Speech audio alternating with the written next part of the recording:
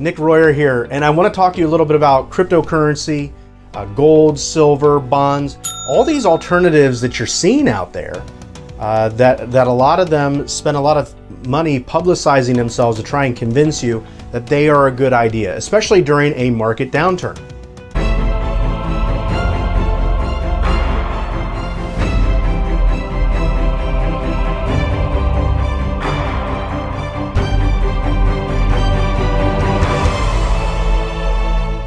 You've seen the commercials, you've seen the stock market, and a lot of times they'll say it's going to crash, so buy gold or silver, and you've heard that, right? And you invest maybe 60% in stocks, 40% in bonds, and when the market dives, that 40% in bonds is going to be safe.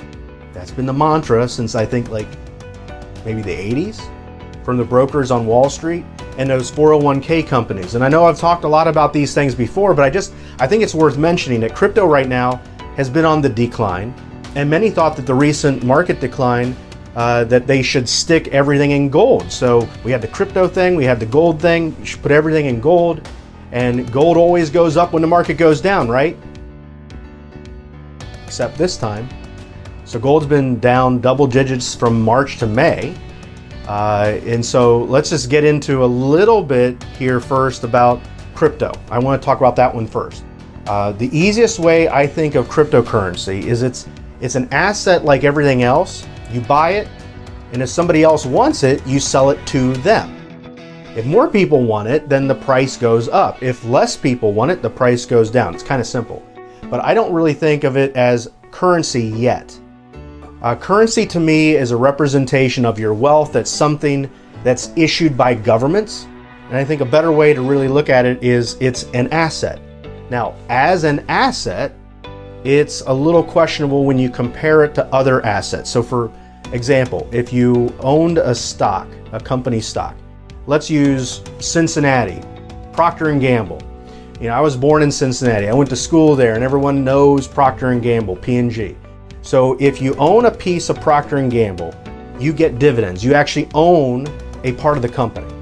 So things like the equipment, the many patents that they have, the intellectual property, all that stuff, you get all that. That's part of ownership. Now, if you own crypto, you don't own any of that. There's nothing tangible associated with it at all. You really want to view this as more as an asset. Why? Well, because ultimately you got to convert it to cash, in most cases, to buy anything anyway. Now, there are companies out there who at times will take crypto instead of dollars.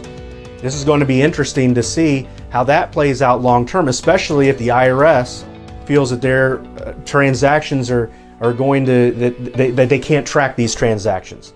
I think that's going to be a big issue. We're even seeing crypto ATMs popping up across the country. Again, I just wonder how the government will handle this in the future. But nonetheless, it is an asset. Think of it more like art. Art's probably maybe the best example. You probably know that the story of Van Gogh, right, as an example. I learned in my 6th grade class at St. Bart's that he couldn't sell a painting at all, I think, in his life. I think he sold one, and that was maybe even to a relative, and that's it. Now, if you own Starry Night, and I don't know what that's worth, maybe $10 million? I don't know. But I have an idea. I have no idea what Starry Night is worth. But I don't even know who owns it either. I'm sure it's probably in some gallery somewhere, maybe in the Netherlands or Paris or London, I don't know. But it's really just an old painting. I mean, if you came from another planet, would you really be interested in buying it for $10 million?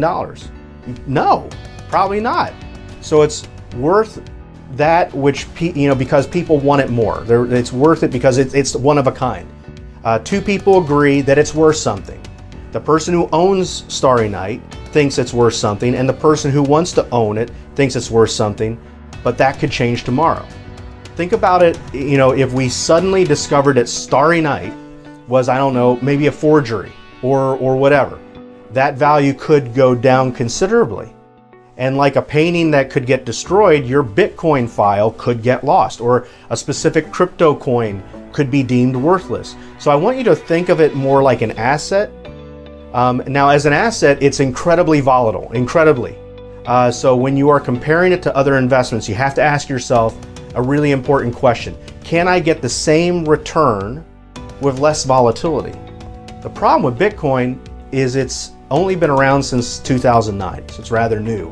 Other forms of cryptocurrency have been around maybe even less than that. So here's my advice.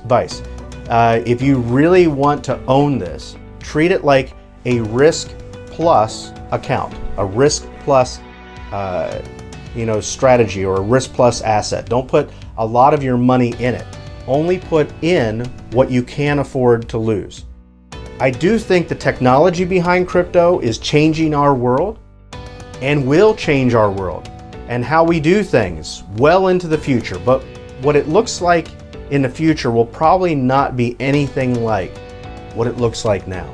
China's already outlawed cryptocurrency. I wouldn't be surprised to see other governments do it as well, as if they felt that there was a lot of trading going on that they can't track for tax purposes. So I want you to think about it that way.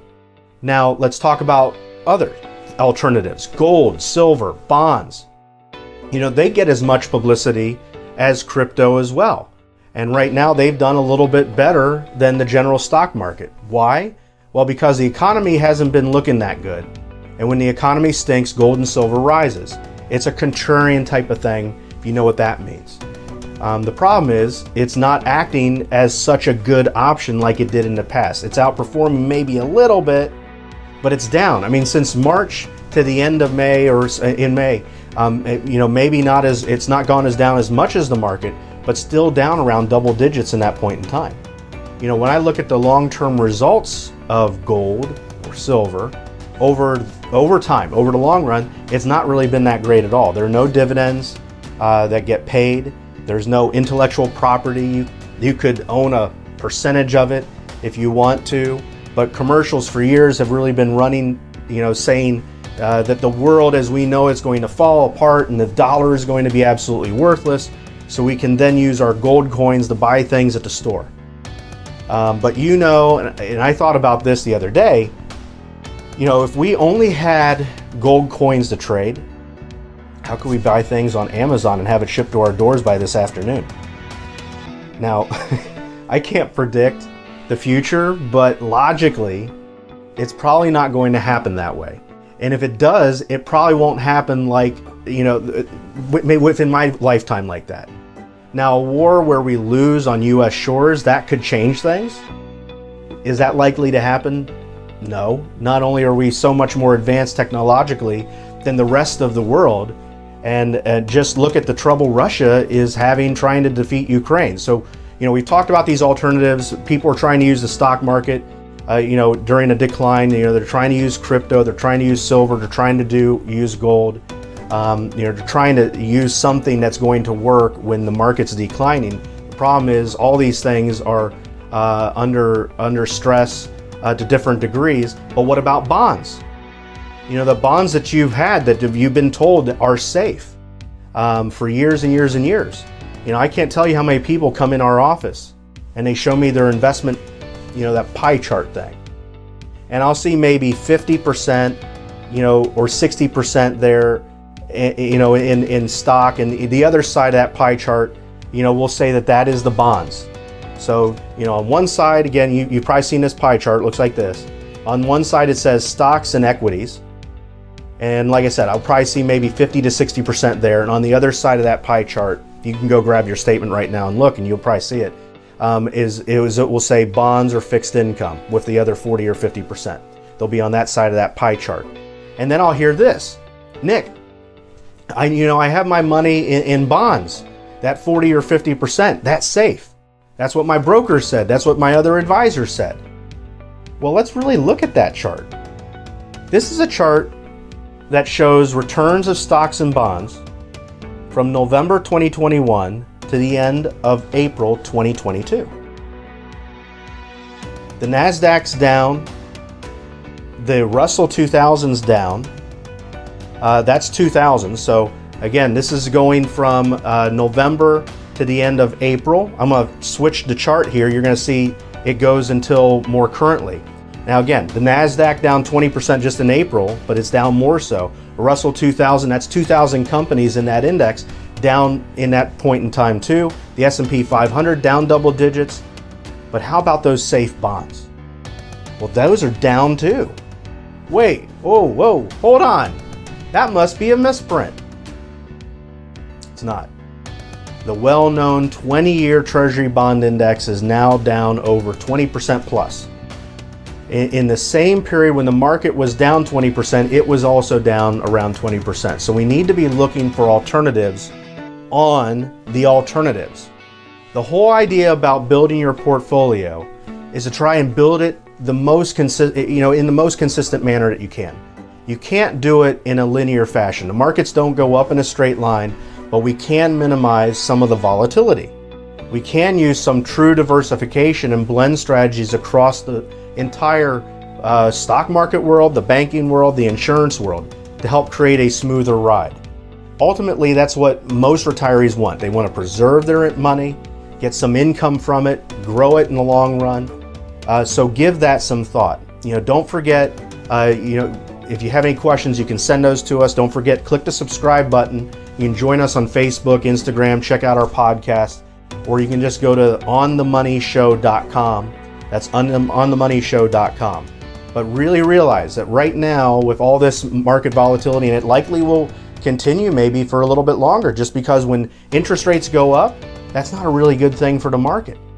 That can cause some stress. And it may cause some stress as they are continuing this climb of pushing interest rates higher and higher and higher.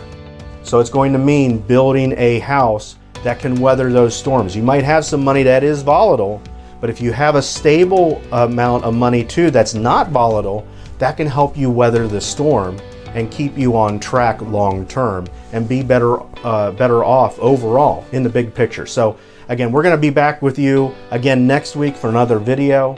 But I really wanted you guys to understand all these alternatives that you're hearing on TV, that you're hearing on radio, whether it's crypto or gold or silver or bonds, what's really going on there, and how those alternatives in the past are not really alternatives right now. And so you got to seek out alternatives to those alternatives. You can always send us some questions if you have those, and we'll be able to help you out and get you on the right track. Until next time, next video, take care. Have a good one. Bye.